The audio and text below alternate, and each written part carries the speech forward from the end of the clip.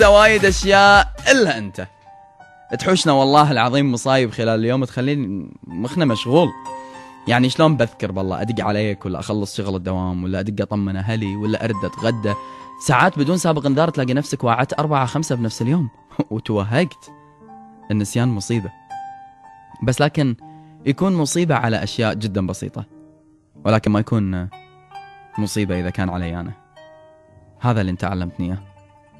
كان مصيبة عندك انك تنسى اصغر شيء من كمالياتك اليومية. كنت تهتم وايد، كنت تعفس يومك كله علشان تروح تاخذه من مكانه وترده معك، تخلي يمك ما تنساه، تحفظه بقلبك ما تنساه، تعيش يومك متكل على هذا الشيء ما تنساه. كنت أنا أحد هالكماليات. تخيل أنك نسيتني في يوم من الأيام. تخيل بأني أنا صرت الشيء المفقود اللي ينقط بالبيت، الشيء اللي راحت موضته، صار دقة قديمة مثل ما يقولون. ما عدت أنا الشيء اللي ما ينسي، صرت أنا الشيء اللي تتذكره بعدين وتقول بوي من زمان ما استخدمته. إيه للأسف في بعض الناس يعاملوننا بحياتهم كغرض مو كقلب. ما ننحط بالأولويات، ما أكون من ضمن الأشياء اللي يذكر أنه يسويها يوميا. تخيلوا بأنه يتصل على كل من، يتصل حتى على ربع اللي من زمان عنهم، يتصل حتى على الناس اللي فقدهم، يتذكرهم، يحافظ عليهم، يحافظ على عشرتهم وصداقتهم وكل شيء مكون بينهم، وينساني أنا.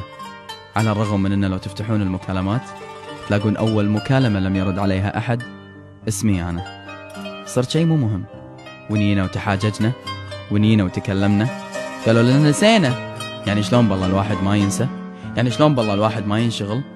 انت ليش وايد تعاتب وايد تشره؟ فكر شوية، ترى الدنيا تلاهي. أفا عيل، وين اللي كان كل ما خطى شبر قال لي ألو؟ وين كان كل اللي ما خطى شبر حسسني بوجودي في حياته؟ الحين صرت أنا الإنسان اللي تقوله لا تتشره ولا تسأل. الحين أنا الإنسان اللي أقعد أنطر على الخط الثاني أيام وساعات وانت لاهي، وتطالع شاشة التليفون وتشوفني أنا أدق وترد تكمل سوالفك. والله العظيم كثير من الناس ممكن يشوفون نسياني وإهمالي هذا شيء جدا عادي، ولكن ما أنسى أشياء مهمة على قلبي. كنت أتمنى لو أني أكون بذاك الرف العالي فوق في أولوياتك، ما تطلع، ما تتحرك، ما تسوي إلا بوجودي. ولكن أقول لك شيء، على كثر ما أن أنا حياتي مشغولة، على كثر ما أن حياتي فيها أشياء ممكن أنها تلهيني عن اتصالك، على كثر ما أواجه هموم من أهل، من ربع، من ناس حواليني، على كثر ما تشغلني الأفكار ليل نهار، على كثر ما أشتغل علشان أحط لنفسي اسم ورقي وسمعة، فوق هذا كله ما نسيتك. على الرغم من أن أنت رحت بعيد وكنت تنتظر مني اتصال، على الرغم من أني لهيت بالعالم كله، ما نسيتك. أتناساك في بعض الأحيان متعمد، أفزز إحساس الشوق، أفزز إحساس الوله في قلبك، ولكن أنا داخليا والله ثم والله عمري ما نسيتك. مستحيل، مستحيل أنسى إنسان أحبه الكثر، على كثر ما شفت أشياء في هذه الدنيا، على كثر ما ربطتك فيها، على كثر ما أني جد إنسان خذوني منك العالم كله ولهوني، وعشت بين ربع وعشت بين أهل كانوا يمي ساعدوني علشان أمشي وأشيل الحمل، وأنساك ولا نسيتك. تصدق شدوا على يديني، تصدق قالوا لي همومك وايد، ايش فيك قاعد تفكر فيه؟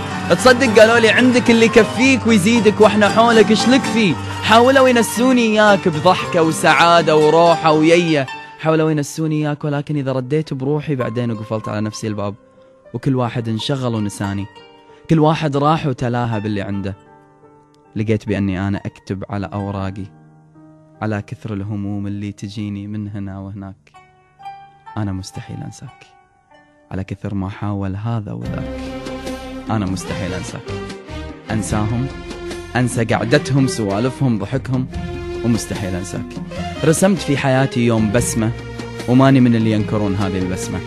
رسمت في حياتي في يوم من الأيام شعور حلو وماني من اللي ينكرون هذه الحسنة. أنساك؟ ده كلام؟ أنساك؟ والله العظيم حاولت، بس تخيل اني ما قدرت. صرت انت من المستحيلات 7 وثامنهم اني انساك.